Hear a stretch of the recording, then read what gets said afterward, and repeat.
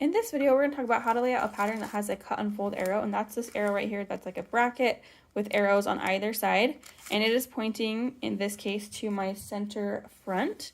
A lot of times we see it on center front because that way, if I were to cut it out, then I would have a mirror image of a front with no seam down the middle.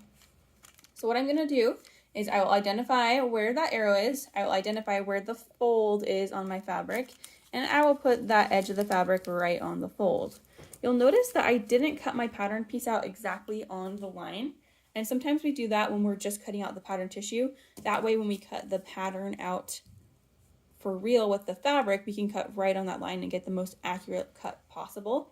So this edge of my fabric, or of my tissue paper here, is not the edge of my pattern piece. The black line is the edge of my pattern piece, and that is what I want to line up on the fold.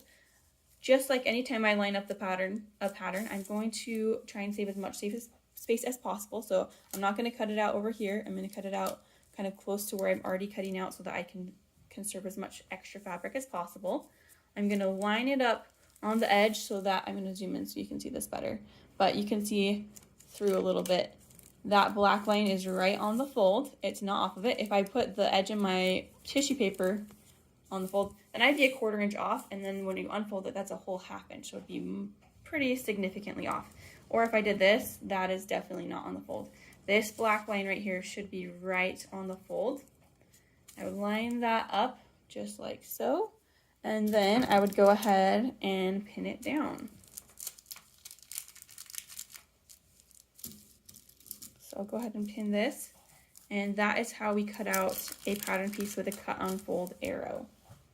It's different than a straight of grain arrow. Straight of grain arrow is not going to be right on the fold. It's going to be parallel to the fold. In both cases, they're parallel to the fold, right?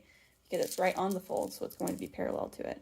But in this case, it's going to be parallel to it, but a little distance away. That is how we use a cut and fold arrow right here, straight of grain arrow right there.